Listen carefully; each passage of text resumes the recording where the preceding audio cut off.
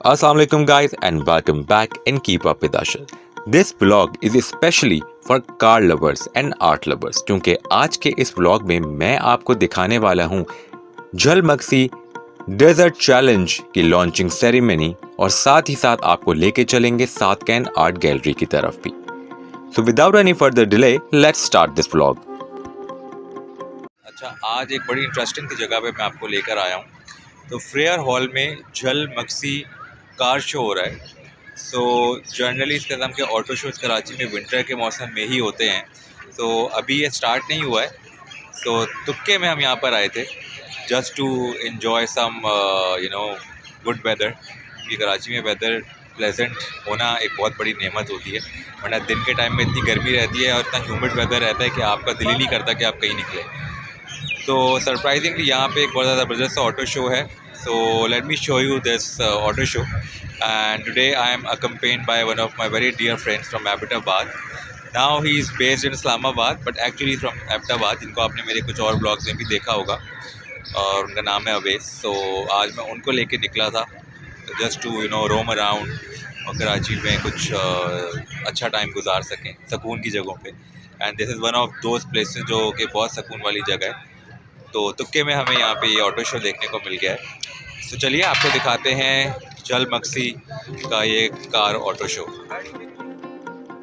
ये जितनी भी गाड़ियाँ आप देख रहे हैं ये सारी की सारी गाड़ियाँ झलमक्सी में होने वाली डेजर्ट चैलेंज में पार्टिसिपेट करेंगी. ये तमाम गाड़ियाँ यहाँ पे इसीलिए डिस्प्ले की गई हैं ताकि जो कोई भी इस रेस को लाइव देखने में इंटरेस्टेड है वो 14 से लेकर 17 दिसंबर तक झलमक्सी के इलाके में विजिट कर सकता है. ये एक बहुत ही वेल ऑर्गेनाइज्ड एनुअल इवेंट होता है जो कि बलूचिस्तान के इलाके झलमक्सी में किया जाता है. इसके हवाले से थोड़ी डिटेल्स अगर आपको और बताऊं तो Jhal Magsi is a district in Balochistan और इसकी पॉपुलैरिटी की वजह से इस डिस्ट्रिक्ट का नाम ही झलमक्सी रख दिया गया. अलबत्ता इस डिस्ट्रिक्ट में दो बड़े इलाके शामिल हैं जिसमें गंदावा और झलमक्सी का नाम शामिल है, लेकिन झलमक्सी की मकबूलियत की वजह से इस डिस्ट्रिक्ट का नाम ही इन्होंने इस पे रख दिया और हर साल बलूचिस्तान में ये एक एनुअल इवेंट होता है.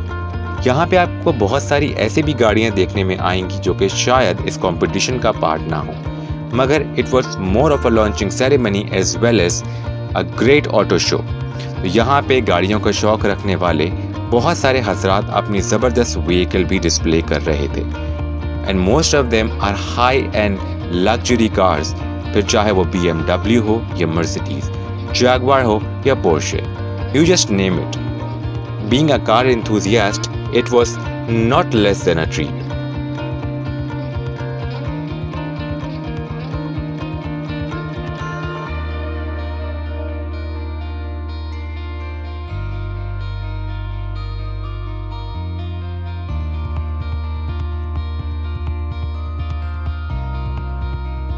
ये सिर्फ एक लॉन्चिंग सेरेमनी ही नहीं थी, बल्कि यहाँ पे गाड़ियों के साथ साथ बहुत अमेजिंग बाइक्स भी डिस्प्लेड थी, जिसमें हार्ली डेविडसन से लेकर BMW और होंडा से लेके यामाहा तक शामिल थी.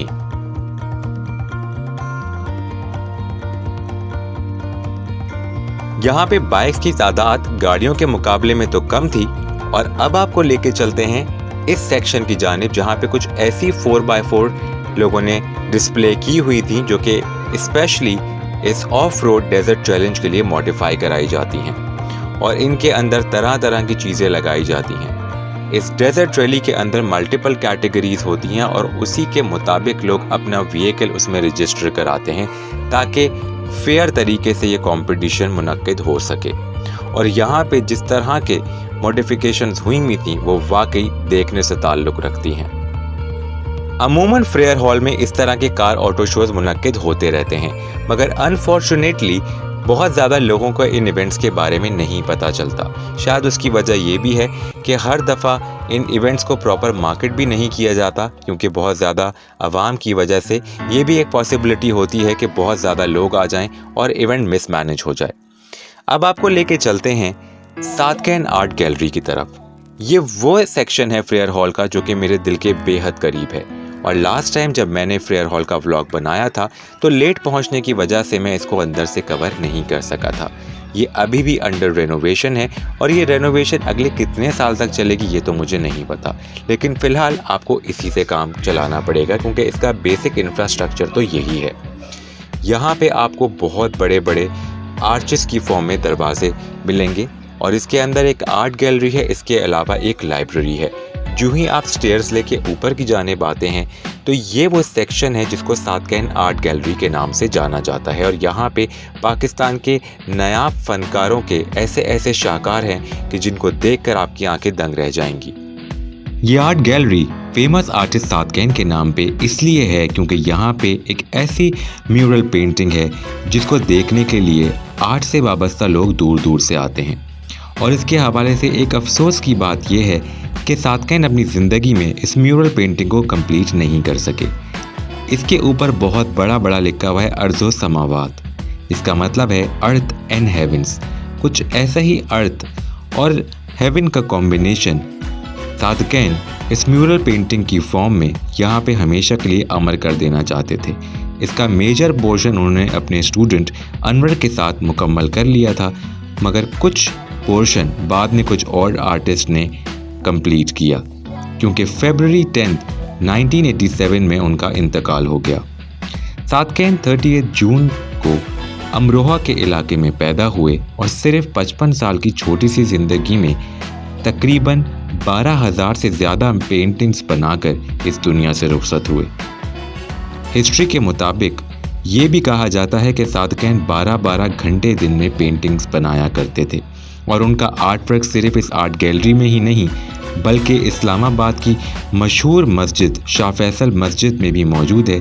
इसके अलावा लाहौर से लेके पाकिस्तान के तमाम बड़े शहरों में उनका फ़न और वो शाहकार जो वो बना गए मौजूद हैं। कैलीग्राफिक आर्ट के शोबे में पाकिस्तान में सादकैन जैसा पेंटर दोबारा नहीं आया।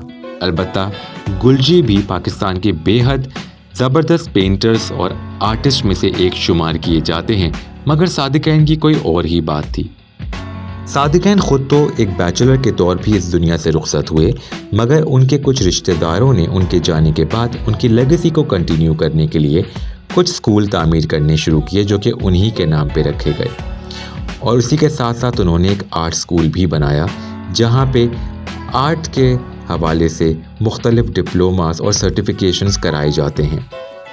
मैंने भी सादकैन ग्रुप ऑफ स्कूल्स में से ही एक स्कूल से पढ़ा है और बचपन से ही मैं उनके आर्ट का बहुत बड़ा फ़ैन रहा हूँ, क्योंकि उनके बहुत सारे मास्टरपीसेस जो उन्होंने क्रिएट किए वो सादकैन लॉन में डिस्प्ले होते थे जहाँ पे हमारी असेंबली हुआ करती थी।